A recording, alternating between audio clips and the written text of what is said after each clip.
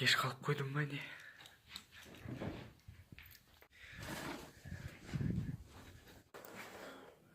Abi kешіресіз кіруге боламай ұйықтап қалып едім. Кіре ғой, иә, ештеңе етпейді.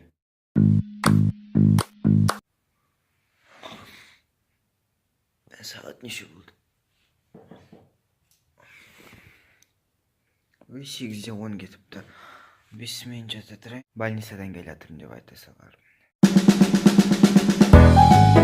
Кешегі сабақтан 4 алып қалдым. Енді бүгін сол сабақты жақсылап айтуға тырысуым керек. Және таңғы 4-ке дейін, 5-ке дейін болсын мен бұл параграфтердің бәрін жақсылап оқимын. Кеше 3 алыппын. Ең бастысы білім емес. Менің Бағила апамның баласы да жүр ғой.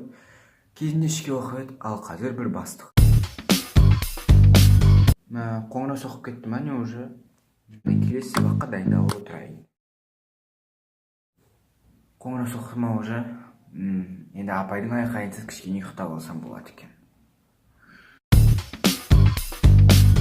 Бір 2 шпаргалка ала салайын. Міне, осы 2 шпаргалка маған жететін шығар. Бірақ одан да бұл шпаргалка жаттап алған жақсы. Жаттап қайттан дұрыстап дайындалайын. Ертең экзамен болады екен. Мен шпаргалка дайындауым керек.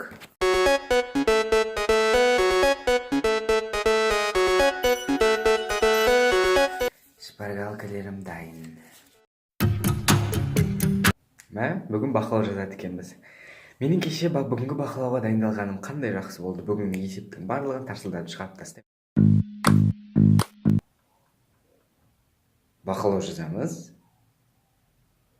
Бүгін телефон алып келгенім жақсы болыпты. Содан қарап жазамын. Кешегі тесттен 4 алыппын. Мен қалай қате жібердім екен? Мен енді бұл бағамды жөндеуім керек. Көрейін, 3 алған шығармын. 4? Мен 4 алдым. 5 алғаным үшін сен маған ақша беріп тұрасың. Сөйтіп мен жаңа айфонға ақша жинаймын. Жарайды. Мам, давай мен күнде баға алғаным үшін сен маған ақша беріп тұрасың. Мен сөйтіп ақша жинап, өзінің қалған заттарын сатып аламын. Мен келсем, әйтеуір сабағың кішкене болсын, мен келсең болды. Бір апта бойы тынбай баға алып, айфонға ақша жинадым. Бір апта өтіп кетті ма не? Мен дейтін қанша ақша жинадым екен?